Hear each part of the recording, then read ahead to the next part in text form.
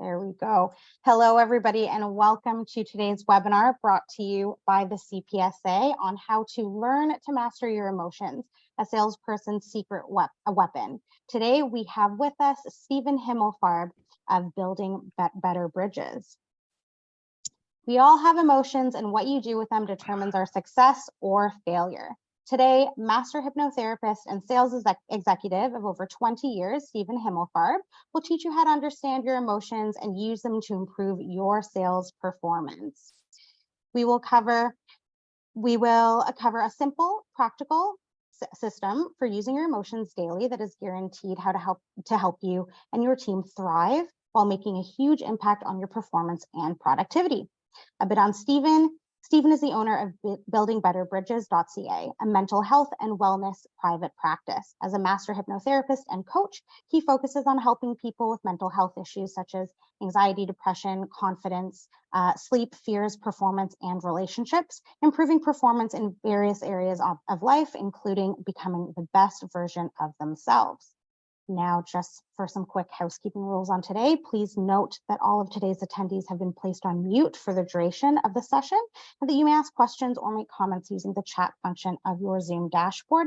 They will be addressed during the Q&A session at the very end. This webinar will be recorded, and a link to the recording will be sent to you afterwards. Now, without further ado, I will hand it over to Stephen to start. Thanks, everybody. Hi, everyone, and thanks, Rupelin, for all of that. And thank you, everyone, for spending some valuable time of yours with me today. And like Rupelin said, welcome to Mastering Your Emotions, a Salesperson's Secret Weapon. Grateful that you guys can all share and be part of this. Now, as you'll see from the agenda in a moment, like Rupelin said, it's a big group, but there's also a lot to share in just 1 hour. So without further ado, let's jump right in. Now, you all have your reasons for coming today, but you're all here because you're seeking something more, something better, in order to get what you want, to become something or do something. And in order to do that, you are going to have to become different, to change who you are, who you can be, so you will do better. And that's what I help with. That's what I help with my clients every day. Now, it's important you realize that we're all salespeople here. Everyone is. And the biggest sale you're ever going to make in your entire life is you. You sell yourself on a ton of things each and every day. It's that voice in your head that sells you on who you are, who you aren't, what you're capable of, what you deserve, how you feel, what to do. And sometimes that voice, it isn't even yours. Sometimes it helps, and sometimes it steers you wrong. This voice, it's exactly the difference between who you are today and who you really want to be. The one who can crush their quota, the one who can be more productive, has less stress in their life, and everything else to become the best version of you. Now, you see, everything in your past up to this moment, the things you've seen, heard, and experienced, they've created programs to help you survive in this world of yours. And most of these programs, they were formed before the age of around 7 to 9 years old. So we automatically run these programs. They're stored in your subconscious until we become conscious of them, interrupt them, and then replace them with something better. Until then, we just keep on reinforcing them with our stories to keep everything intact, to keep us safe. And they're filled with so many thoughts, emotions, and feelings. So you'll see, just learning about emotions today, it isn't going to be enough. You're going to need a way to create real change. And that's where hypnosis will come in. And if you could simply change the things that you're seeking today, you would have done it already. You'll see today, just wanting it and thinking about it just doesn't work that way.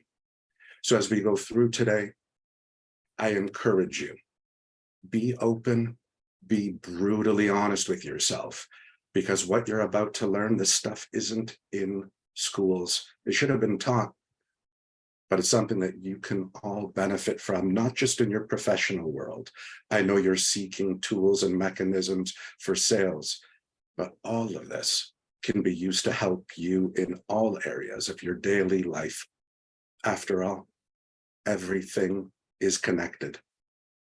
So, like you'll see from the agenda, I'll be sharing tools that actually create real change, that kind of make your mindset shift, that truly create change. And that change is often permanent. Know that everything that you need, you already have within you. And with today, you're going to start to get tools that create a map to your own personal change, your own emotional GPS to help you be in more control. Today, I'll give you a peek behind what I do with my clients every day. And when you choose to start using these tools, starting today, I promise you one thing: amazing things will start to happen to you, much more than crushing quotas. Time will expand for you. Things will become more focused and clear for you. Things will become easier. That stress will melt away, and you'll start to put yourself in a better position where you can grow and get more of what you desire most. So if you're all ready to benefit this way, it's a good idea to grab something to write on to if you haven't already, because like I said, there's a lot to share in the next 45 minutes or hour. And if there are any questions, like Ruplan said, she'll be fielding them at the end. And you'll also have my information so you can contact me directly to learn what's possible for you and your team specifically. And at the end of this webinar, I've also created a promotion for all attendees to start getting help today. So let's continue to jump right in. People are always seeking better results. What we're going to go through today in a little more detail is what is hypnosis. And as you're thinking about what it is, you'll start to realize that it can do more than just improve your close rate or your ability to handle objections or even be better in client meetings, all areas of your life. You're going to learn about what feelings actually are. Funny enough, if you've ever asked your doctor, what are emotions and what are feelings and how are they different and how do you use them? It's not a very good answer you'll get, just not what they're connected to, but it's what I'm specialized in. So you'll learn what they are, what they're trying to do to help you, and how you can leverage them to increase your productivity and create better win-win outcomes for you, the people you work with, and what you're trying to achieve. Now, everything that we do today, it's really two things, two main things, are these superpowers that you have inside of you, and it's free. Sure, working with me to help you learn the process, if that's what you'd like to do, is there, but I'm going to actually give you the tools that I use every day, some of them, to help you get started. And we're going to go beyond awareness today. Speaking to many counselors, to many therapists in this helping profession, a lot of it's about bringing you to a point of awareness. But what happens then, everybody? Then what? You still need to focus on change. You need better tools to take that awareness and create something different within you so that you become different. And when you become different, what you do will become different. Now, as we go along that path, there are things that are going to come up from our past, distortions, labels that we've held on to that create our perception, the lens we see through, and therefore our reality. And until you become aware of these and make changes, things will always be the way they've always been. And I can help you move past that. So when people speak with me, a lot of people are looking for something outside themselves. You're about to learn that everything that you're seeking, I don't mean how to create systems, if there's certain sequences, how to automate your business. I don't mean any of that. But by pruning all the things that you already do that you don't need to, will produce so much more by focusing on you. This is really an inside-out job. And that's where your emotions and hypnotherapy come into play. They are related. And so as I teach you the foundation of hypnosis, you'll understand where change can be possible.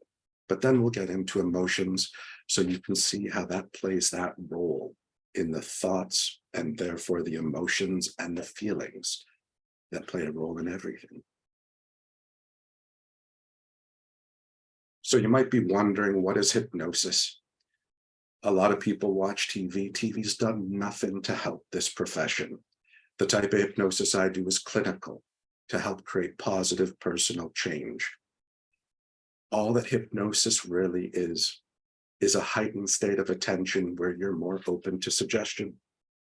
So where you're in this state, there's a part of your mind that houses your memories, the emotions we're about to learn about, the traumas that you've seen, heard, and experienced, and all those programs that I talked about that exist today for you. So there's over 200 people attending today. We can't dig into every single one, so start thinking about how what you're hearing applies to you and what you want more of. Now, this hypnotic state, people are like, can I get into it? Can it work for me? And the answer is, it already does. It sure can. You're in a hypnotic state every day, running those programs automatically, from how you pick up a phone to make a phone call, to how you brush your teeth, to how you drive to work. It already exists, and it's either helping you or hurting you. And so hypnosis is really just different levels of depth of that program being in your conscious awareness.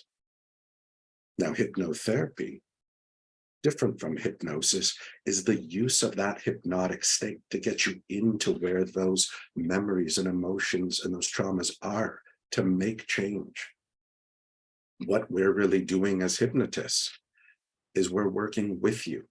We can't make you do anything. Again, that's TV, but we work with you to help you bypass this part of your mind that was created after that 7 to 9 year age time frame I told you about.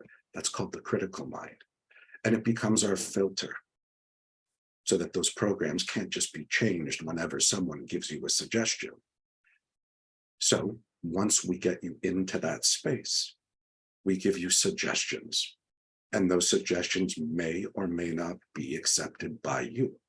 But when they are, it's like a seed that I plant and you take over, and you end up watering it to help it grow. And the very same thing I can do with you in the work I do with you, you can actually do with the things you suggest to your clients, even to your relationships at home. Everybody you work with, you can leverage this tool to make a bigger impact and to get more of what you want. Now, the way I do it, it's faster than most therapies that are out there. So if you're looking to make a change of any sort, focus on anything, all that you need is 2 to 6 sessions, 1 week apart. And it's not just about problems, everyone. It's about performance, because I get people from problems to performance, and then to optimization, and to keep on going so you stay in that state. Now, really, these hypnotic suggestions that you're seeing here, they're just suggestions. You don't have to accept anything. I can't make you do anything. And how will this feel when you use hypnosis? Well, like if you're driving to work and you forget to make a turn, that's a hypnotic state of trance. It's going to feel like you're in your car driving, or with me if we're on the phone, whatever chair you're going to sit in, that's how it's going to feel. Please know it's safe. You can't get stuck in hypnosis. There's nothing that you need to worry about. This is a tool that's been used for hundreds of years to help people make personal change where they couldn't before. You can't do anything you don't want to do. And the idea of hypnosis is sitting in someone's chair, someone may be waving something in front of you, if that's your image of it. That's not how we today do things. In fact, my practice is fully virtual. I see people all over the world, and there's no need to actually see anybody in person, because once you close your eyes, it's the same wherever you are. You've turned inward, and you're using your internal resources to create that mental shift from inside to your outward reality. So if anyone's not sure of how simple and how much hypnotherapy really does work, this is a simple comparative study that many people may have seen if you're looking up hypnosis and how effective it is. You can see here within just 6 sessions, you get much more effective outcomes than trying to pursue other tools.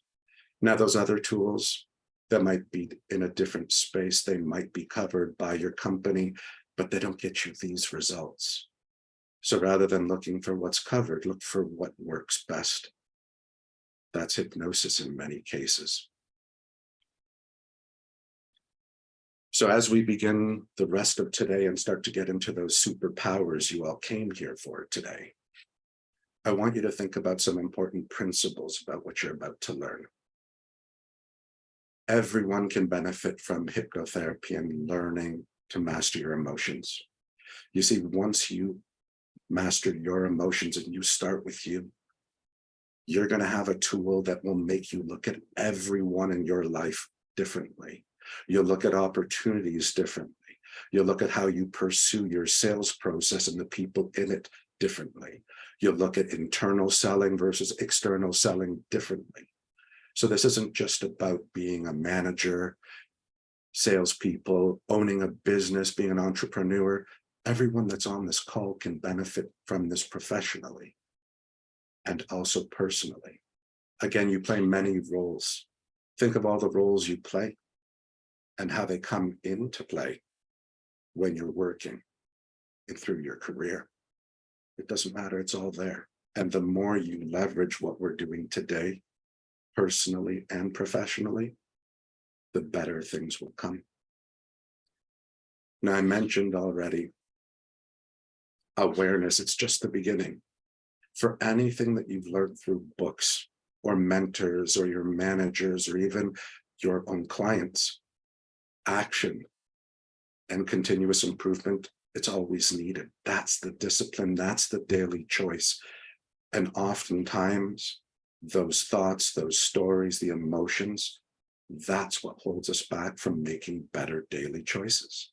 Our feelings guide us as though we don't have control.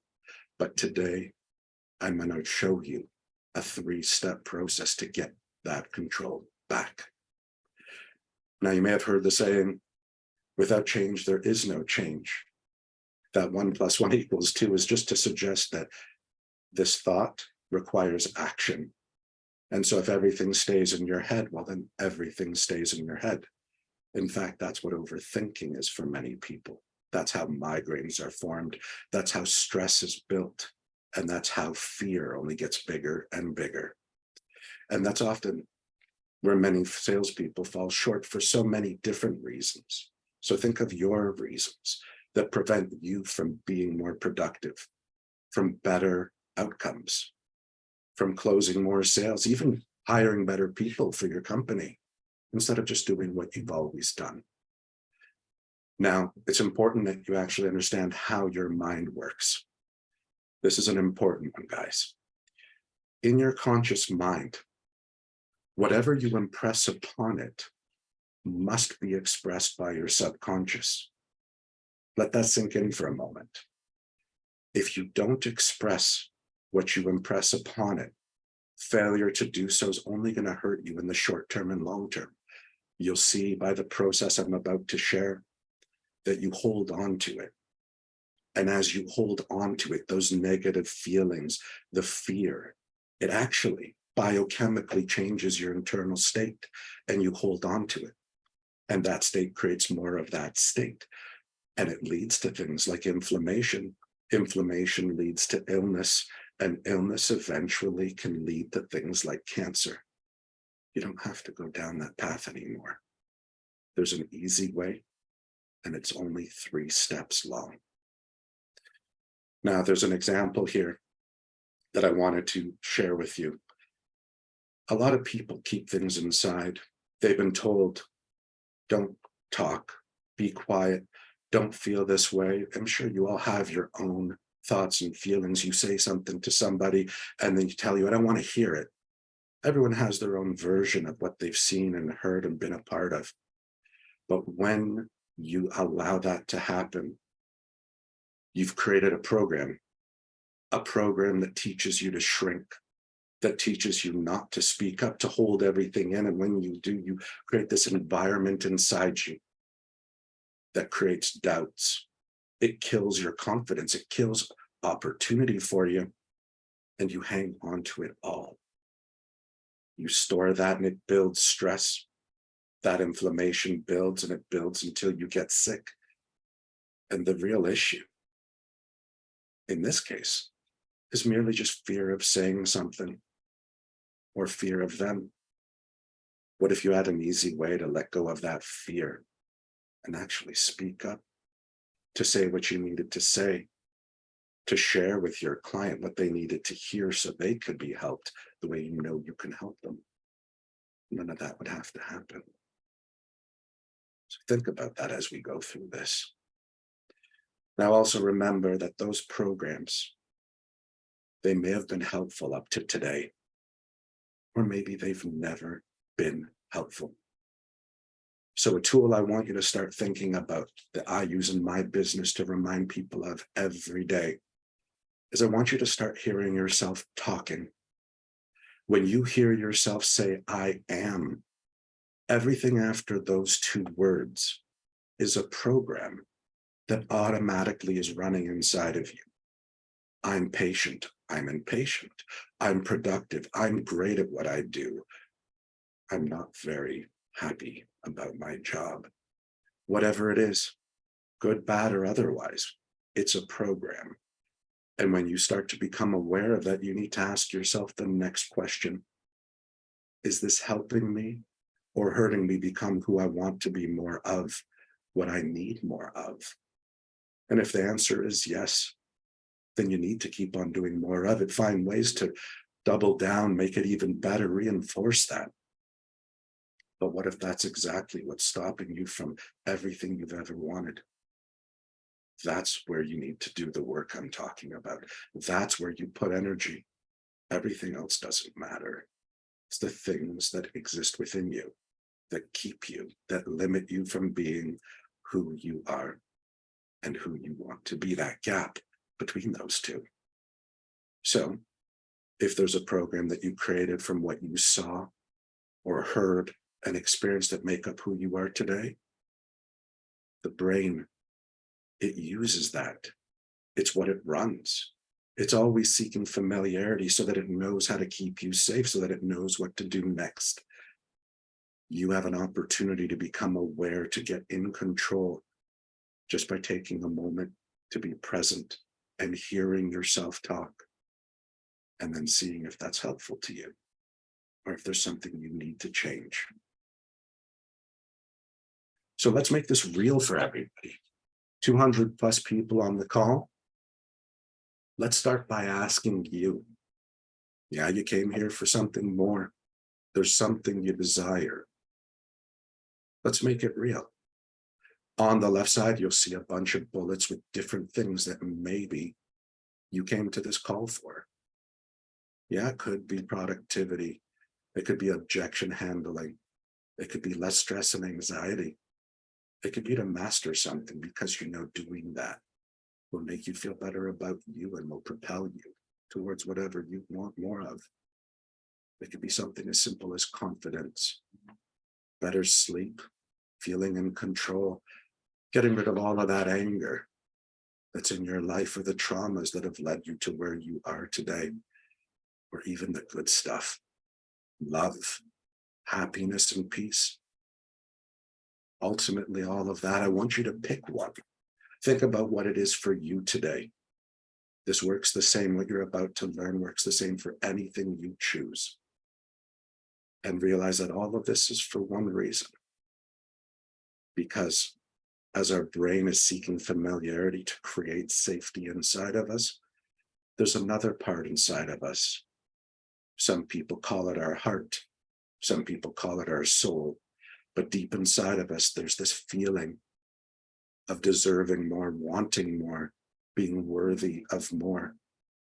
And your world does a dance between being safe and wanting more and going after that and being the best version of you that you can be on your terms, in your way, authentically. So I'll give everyone a couple of few seconds to just choose what's best for you.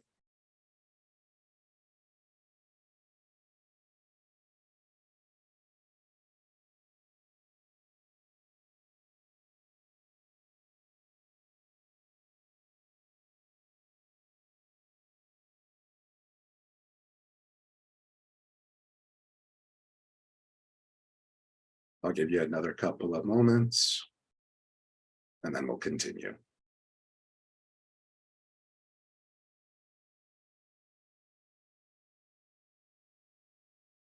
There we go. So with what you just chose today, here's an example. This is how change is really done. This is your first secret weapon. This is about being able to rise above the opinion that you have of yourself. And when you do, that's how you'll start to create the real change. That's how you'll get everything you came to this call to get. And yes, there may be specifics that you need help working on. That's when you'll call me afterwards and we can work through your specific request. But I'll teach you right now what we use in hypnotherapy. We won't be in a hypnotic state, but this is a framework, as you'll see, that's used an important framework, I should say, that's used in my hypnotherapy practice to create that change. That's why everyone comes. So I want you to think of for a moment what it was that was just important to you. For some people, it's a behavior that they have, that they do too much of, that doesn't work for them, or that does and they want more of it. Some people believe that they have a habit of doing something and it doesn't really help them out, or it doesn't get them where they want to go. Some people are just stuck in their thoughts and it doesn't ever help them into action, into those behaviors. What you're looking at is a flow diagram. If you've ever been told and taught how we work, how the brain works, it's important you learn this, because this is what you can do to create change and improve your life in any of those areas.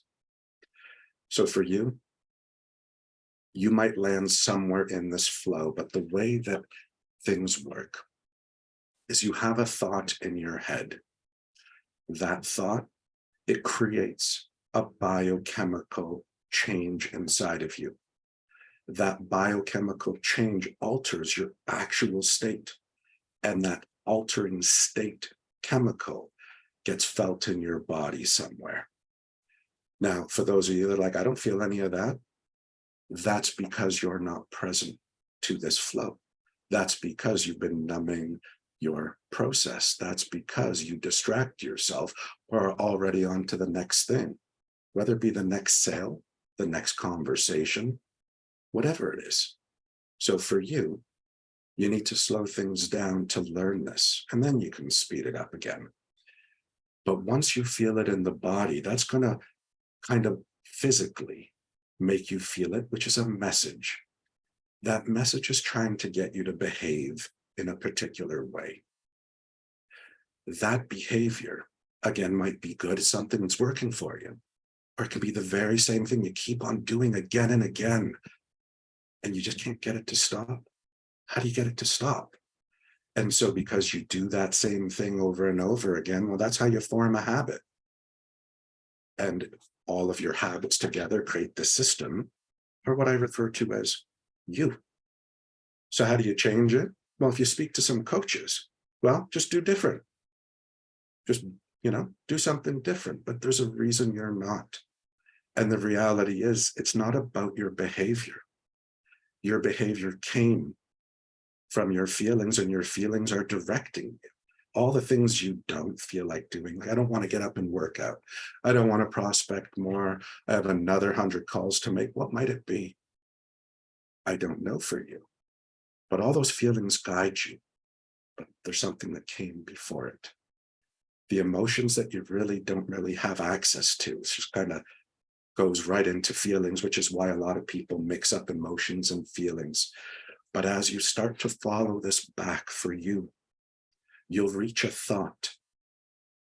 And usually that thought isn't the end thought that we're trying to get to. The thought that created the thought usually ends up, for me, in my entire practice of hundreds of people, into a number of thoughts that are all the same for everybody, no matter what your life is, where you come from. Thoughts like, will I be alone? Am I good enough? Am I capable? Am I deserving? Am I loved? All of those are often the thoughts behind the thoughts. And that's what hypnosis helps you to get to. And until you get to that thought, change becomes really hard. But it doesn't have to be hard.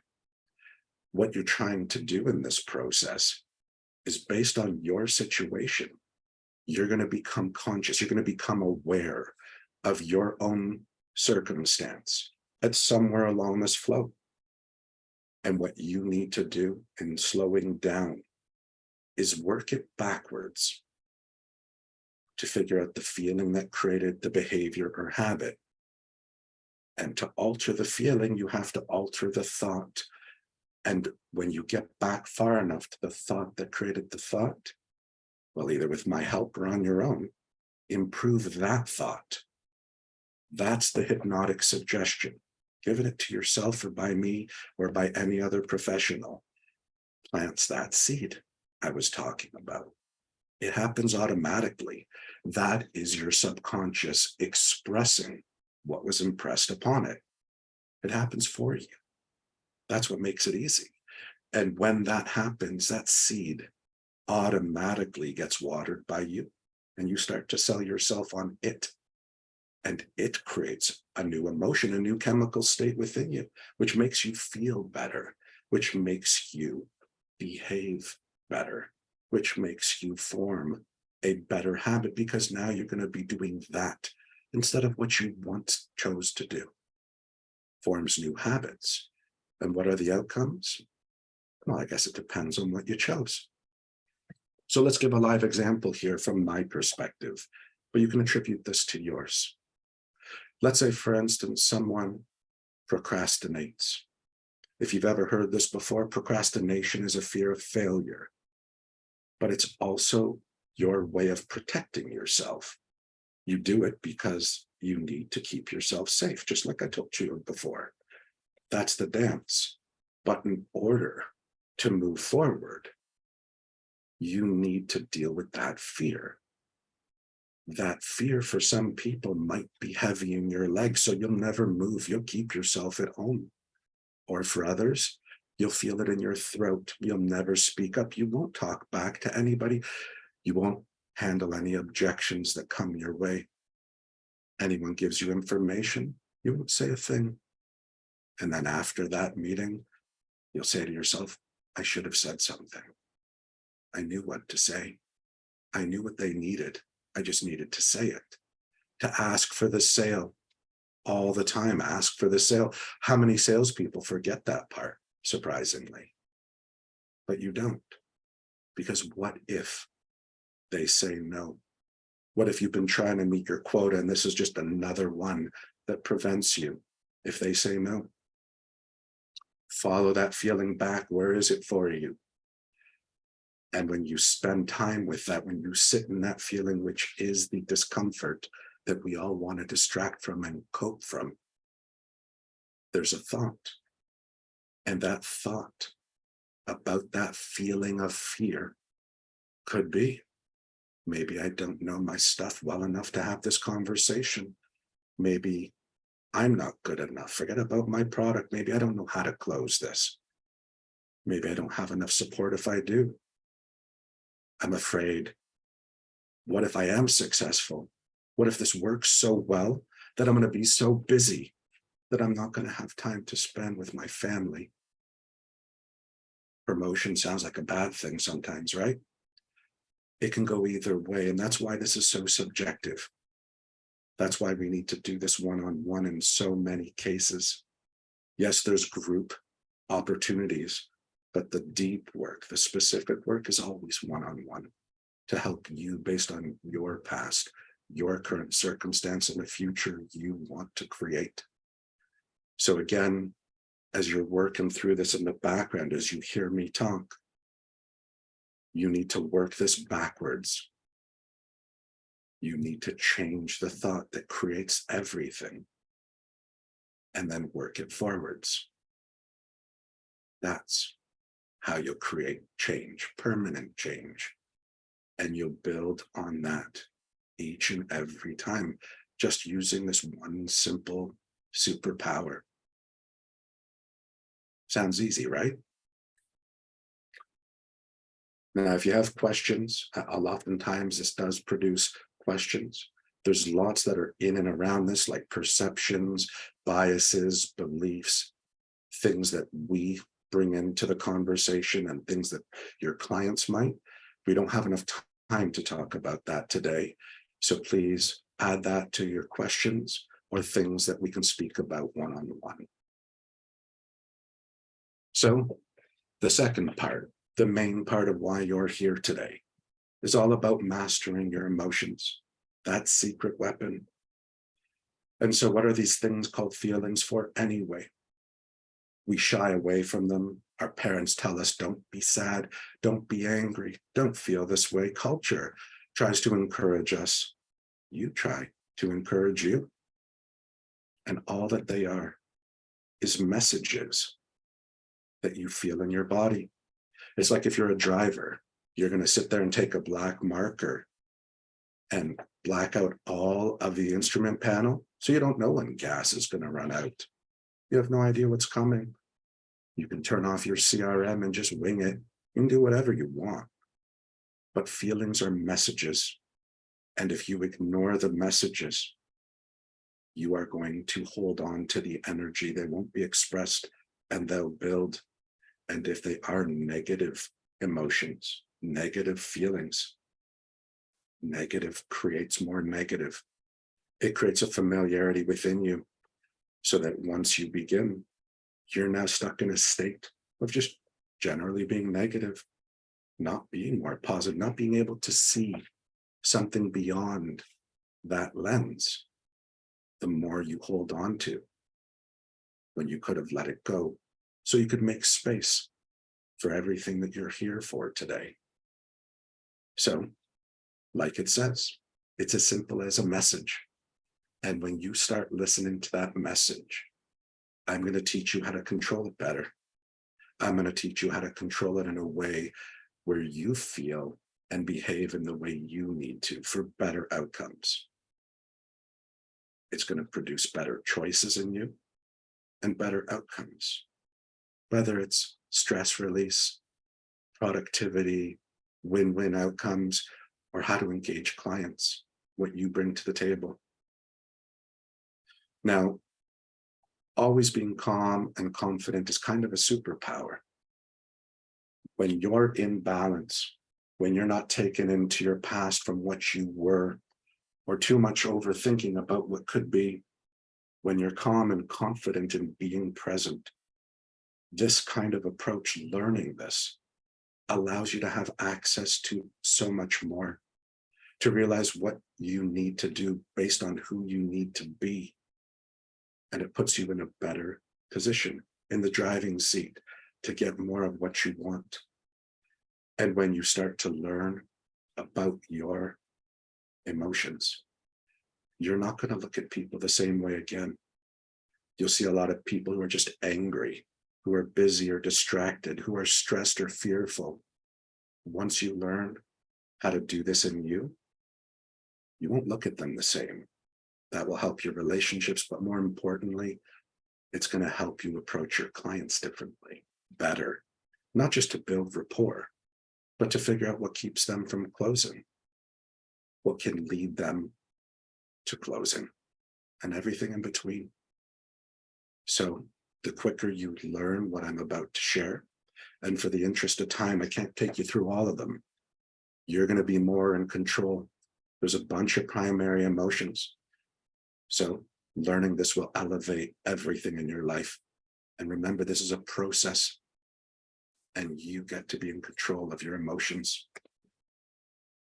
So let's quickly jump forward, given time, to the fact that you might be taught that words are only 7% of your communication, but when it's in your head, your words are the greatest predictor of your success.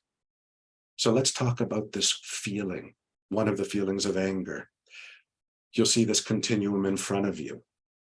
And this continuum goes from the left to the right, from being all about not angry to angry. And you'll see in the middle, it's just everything's just kind of fair. You'll soon learn that that's what anger is about. That's the message. It's about creating fairness.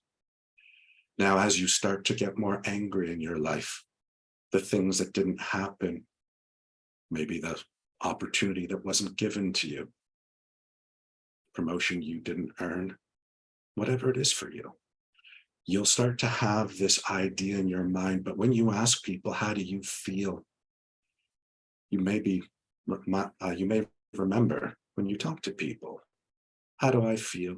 I feel good. How do I feel? I don't feel so good. How do you feel? Bad. Their vocabulary is not helpful to you as a salesperson, but as you're thinking about yourself, what does good and bad mean anyway? The more you start to learn how to uncover this in yourself helps you, but you'll also see that it helps you ask better questions for them. So what I'm trying to show you in this particular slide is that a lot of people have a horrible vocabulary. It's important that from this day forward, for every feeling you have, you start to create an internal map of intensity, a map of becoming more and more angry. Now, these are just this is my map, because as I get more angry, being hurt, overlooked, slighted, miffed, I'm perceiving something to be unfair, I'm angry, no, I'm furious, no, I'm rageful. Changes things. You act differently. It triggers things from your past differently. And if you have all of that from the past, you might let it get out of hand. It may stop you from ever entering a sale the way you should have.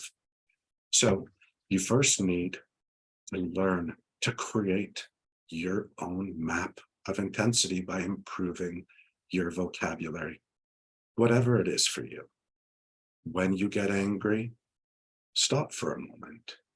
Sure, ask yourself where you feel it in your body, but ask yourself, is this just me being hurt? Or is this me really rageful? And when you start to realize where that is, that's going to create a map of how you need to respond, not to react, but to use the right program for the right situation that you've built inside of you so that you can respond better, calmly, and effectively. So yeah, start building that vocabulary. It can't just be good or bad. It can't even just be angry anymore. But when you start to realize that intensity, you'll start to then connect with the idea that this is about anger. Now that produces an internal map. This becomes how you become more productive, how you become a better version of you, how you start to master those different spaces within your world to just simply become better at managing your emotions, to be more in control. Now, let's say, for instance, something happens in your life where you respond with rage, but it should have been, just feeling a little bit overlooked. That tells you that you have something inside you that you've been holding on to. It tells you that you bring that with you everywhere you go, and it does nothing but hurt you. That is what you need to work on. That is what you need to let go of to help you become less angry, so that you make space for being more productive, more focused, more capable, and feeling the way you want to feel. So we've come to that point where we reach that 3-step process. So in the interest of time, let's start with the first. There are several primary. but let's see what we can do, at least do one. So this 3-step process, it's really 3 and a bit, but the example primary feeling here is stress. So when you feel stressed, what's that voice inside your mind actually saying? It just simply says, I feel that I have too much to do. And that sounds oversimplistic, but a lot of us ignore those feelings because, well, if I just sell more, I'll make more. Or if I just do that, someone will like me, I'll get that promotion. My wife, she'll stay with me. Who knows what it will be for you? So step 1, the moment you can identify what you're feeling, as you identify, and there's a 5-second rule because otherwise that old program kicks in. When you identify that feeling that you have too much to do as stressed or any other name that expresses a particular level of intensity, such as I'm overwhelmed or out of control or burnt out, too much to do, the moment you say its name, biologically, it moves it from that primitive part of your mind that you don't have control over, called the hypothalamus, into your prefrontal cortex, where you have all these amazing resources, these tools that you're learning today to create a change. So say its name. Now, step 2, once you've said its name and identify whatever intensity that is still belongs to that primary emotion, you have to identify the cause. You see, yes, you feel like you have too much to do, but what are you thinking? You're actually thinking that you don't have enough resources or support to do them well. Those 2 things are very important because if you didn't care if you did them well and you had enough resources, you wouldn't be stressed. So something in the way you've designed your world, your support, your approach, your team, you don't have enough resources, support, or you're trying to do them too well. That gets into the idea of perfection and other things. So you need to write this down because a lot of people keep it up here, and that's never easy to deal with. So to reduce stress, to release stress, you need to start by writing it down, how it shows up. Step 3, we don't want to remain stressed. So I want you to create a satisfying outcome, less stressed. So every step 3 comes with what's called doing a reality check. Is your perception accurate? Because we all tell ourselves stories. There are distortions, which I'll talk about next. Do you really have too much to do? Or have you not been doing anything? Have you been procrastinating, making busy work when you're not doing anything that's sales work that will move that needle? Do you really have too much to do? Or are you looking at everything all at once when all that you need to look at is your week, your day, and building a system to conquer each day at a time? And then there's the idea of doing everything on our own. If you're on this call and you want to manage a massive team, what would it say about you if you couldn't do that all on your own? If you needed help, is it okay to ask for help for you? Can you hire someone? Can you get somebody else to help? And if you did, great. But what if you told yourself you can't? Is there a fear in there? Is there a feeling that stops you to getting someone to help you? Now, what about if you've been doing stuff all along because that's what the other people do? That's what you've been doing all along. That's the way you were taught, but it's not helpful for you. Maybe it was. So it's time to take a look at what you do, your sales processes, your systems, who's involved, your entire team, internal and external, and ask, are there things that don't have to be done anymore?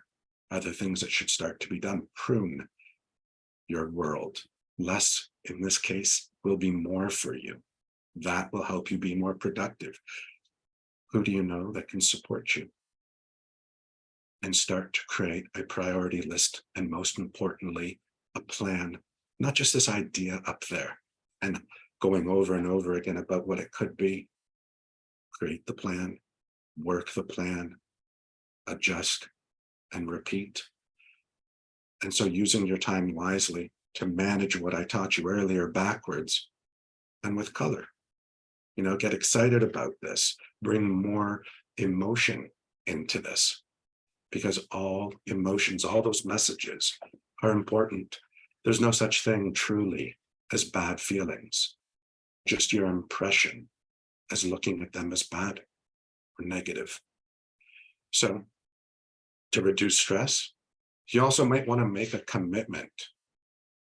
Oh, it should say not to always be interested in what everyone's interested in, to start with no, to make a commitment for you to continuously improve.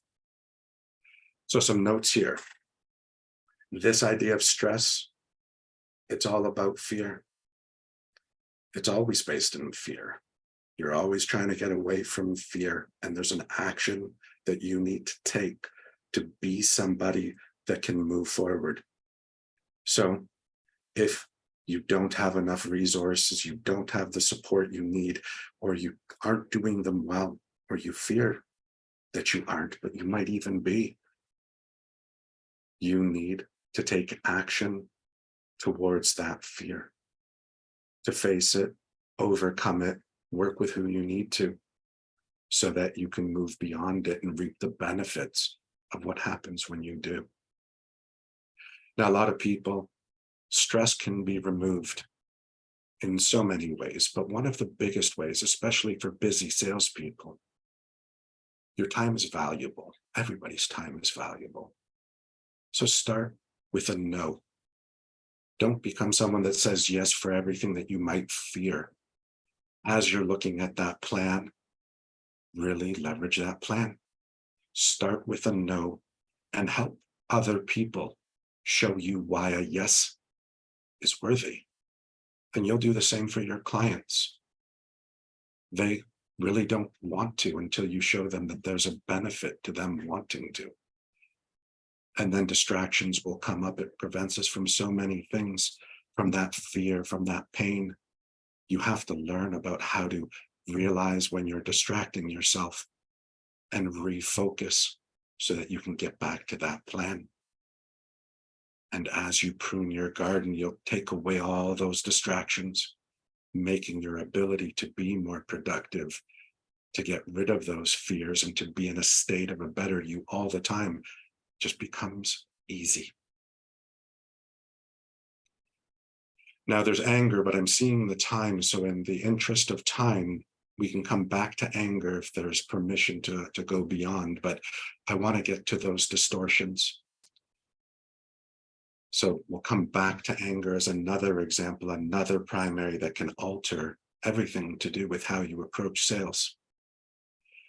So in order to master your emotions, there are always distortions that are in your mind, that are part of that voice in your mind, that salesperson that I was talking about, because they've taught you to create labels to make things easier for you to manage, but it also prevents you from going after difficult territories or calling up the CEO of a company because someone else had a hard time getting a hold of them.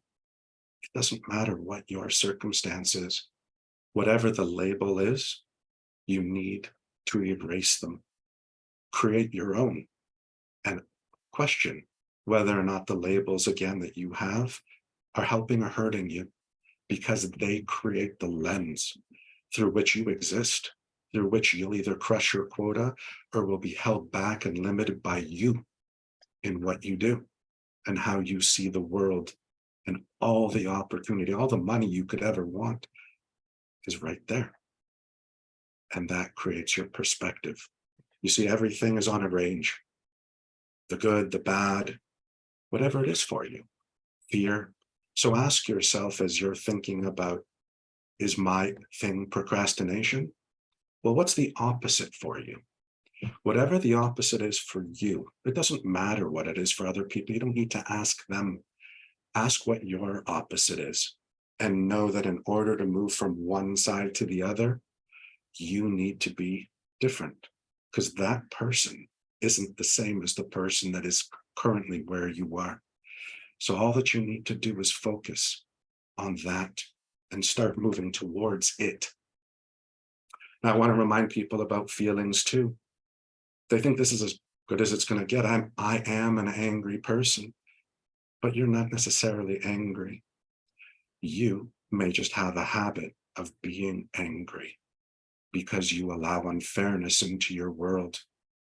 And if you change that, when you change that, you'll realize that nothing is permanent until you make it so. So realize that these, what seems like permanent states, you have the control to change. You can make something temporary, and you don't have to make it part of your identity. It doesn't matter who you were yesterday. It doesn't matter how good a salesperson you were, how good a manager, a business owner, how you hire, how you fire. That doesn't make you you. It's just who you were. And if you want to be better, then it requires that shift and the change in you.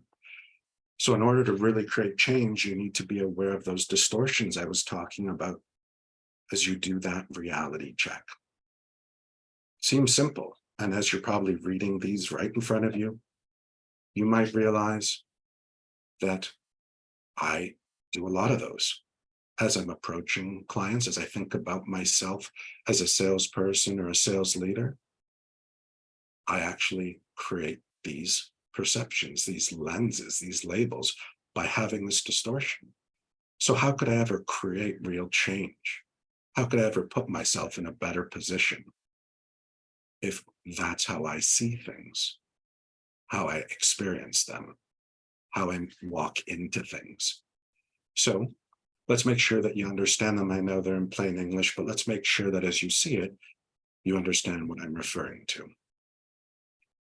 Now, for some people, when you're thinking about sales, you just want the big one, the huge commission. But what about if there was a way to get a bunch of small ones? Or that small one was a catalyst to something bigger.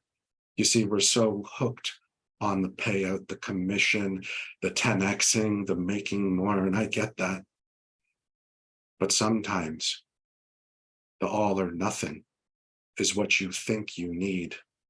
But if you just switched that perception and allowed yourself to start collecting all the other ones or the things that people aren't going after, you might actually give yourself a competitive advantage. You might actually close more.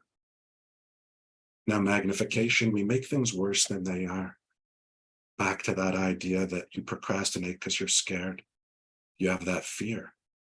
Well, when you put yourself in that state of fear, your mind starts to figure out, what does it need to do? So it starts thinking about all the times in your past that you've ever felt fear. So now all that you're feeling is fear, and it builds and it gets worse, and you don't want to feel that, so you distract. And where are you now?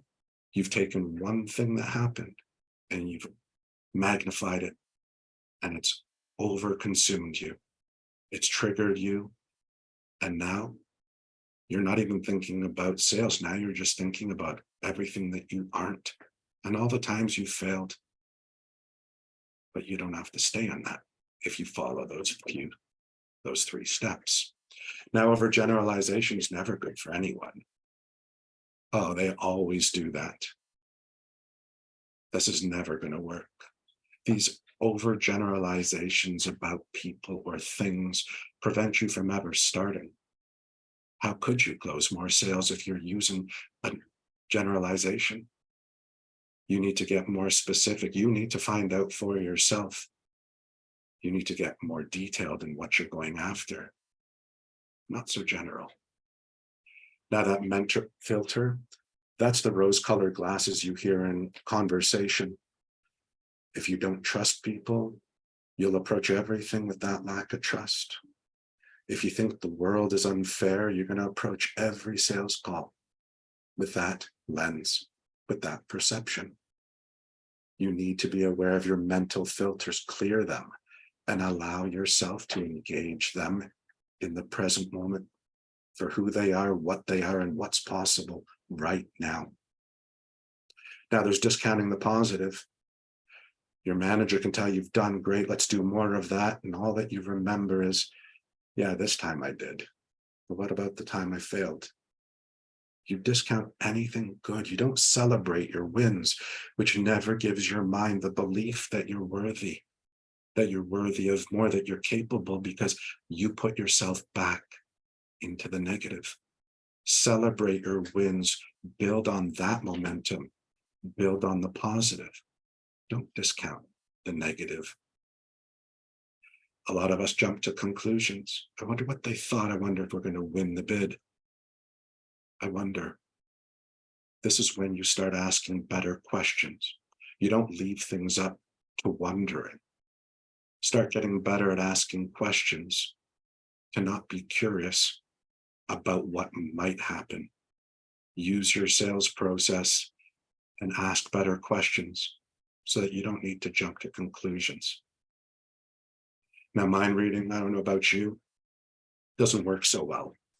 You need to share with people what you think. So that voice you sometimes keep down, it's the very essence of what can help propel you. That fear that you bury, if it didn't exist, it would propel you. If you felt confident to have a different kind of meeting to lead your clients, you'd have more win-win outcomes. Now, the should have, could have thinking, the emotional reasoning, that's just a waste. You can't go back in time unless you know someone who's created a time traveling machine. So until that happens, stay focused on the present moment and what you can do to make change today. Should have is not the answer. That person you're trying to become, you look at them every so often and you say, is what I'm doing helping me move closer to them by who I'm being and doing, or am I moving further away? And if the answer is closer, then do more, be more like them.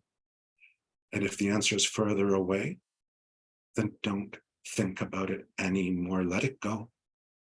Sometimes there's just not a solution, so let it go.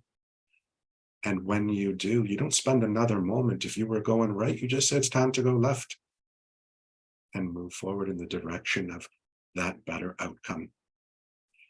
We've all called ourselves names. Oh, that was stupid of me. I'm stupid. Maybe I'm not good enough. Maybe they were right.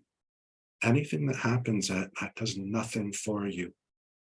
You may not know how to do something, but then again, none of us did until we did. There's no benefit to doing that. All that you need to do is realize when you have a negative thought, it's just a thought. It doesn't make it fact. Ask yourself if this is true, and if you genuinely believe it to be true, then just quietly, comfortably add it to something that you can use to make you be the best version of you, to do what you need to do to move yourself forward in your sales career, in your life. And blame. No one's really coming to help you. Like, yeah, I'm here. You have your mentors, your managers, but all the things that you truly desire in your life, you've got support, but not if you don't ask for it. And your position here today, it has nothing to do with anybody else. They're busy working on them. So when you realize that you've blamed other people, if that's you, for where you are, realize that the only person you should be pointing at is you. But as you're pointing at, you realize that you're the one with all the tools you've learned today, the things you've heard and the places you can still go. You're the one that's in control to create the opportunity to give yourself more of what you want, who you want to be, and just simply become who you want to be, feeling the way you want to feel on your terms, in your way. So given time, I just wanted to say thank you to everybody so much for being part of today and getting a little bit of a peek into what it is to begin mastering your emotions, and realize that whatever you choose to do, one day or day one, it's your choice. It always has been. Exciting things to come for many of you. Thank you very much. I appreciate you attending. For Thanks those of, so. oh, Oh, go sorry, ahead, go on. Rupam. No. Oh, I was just going to say, for those of you that want to continue to dig in the interest of time, there of course are more primary emotions. There might even be time for questions, but wanted to make sure that you had my information. I do offer free consultations to figure out what this could be in an individual or even a group setting for you or your company, your teams. And also, because you've attended today, just simply, this wasn't meant to be a sales pitch. I really wanted to give you tools that if you start using them today, things really will start getting better. I'm going to give everybody who calls and says they attended this 25% off your first session, or perhaps, depending on the structure, other aspects when you call from watching this webinar. Thanks, Ruplan. Thanks, Stephen. Really appreciate this content today. We are always looking for great, new, fantastic content for our members here. So to let everybody know, for those of you who've joined today's call, there will be a survey at the end of today's session. Please feel free to fill it out and let us know what you're interested in, and to help kind of inform me and our upcoming webinars. So please and thank you for filling that in. We have a few comments on today's session. Not too many questions, just one asking about the recording. For sure, this session, as well as all of our sessions, will be recorded and will be sent to all of you in a link after today. But one great comment I think here is closing is not difficult. There are many soft closing skills that can be used. The question is finding out the reason your customer does not want to purchase. If they do not want to tell you, accept it and move on. Do you have any comments on that, Stephen? I think that's a great point. Yes, there are soft closes. That this particular response might not be for the person that doesn't ask for the close, but relative to the question, if you don't ask questions, if I'm understanding the comment correctly, are you engaging to find out what it is that they object to? Because it's not usually what they share. So is that happening with the individual? That's my first question.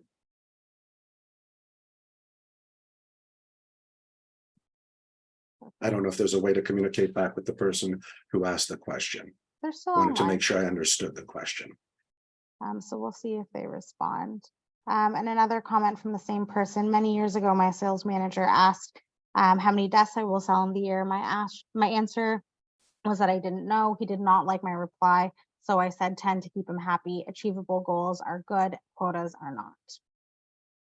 Sure.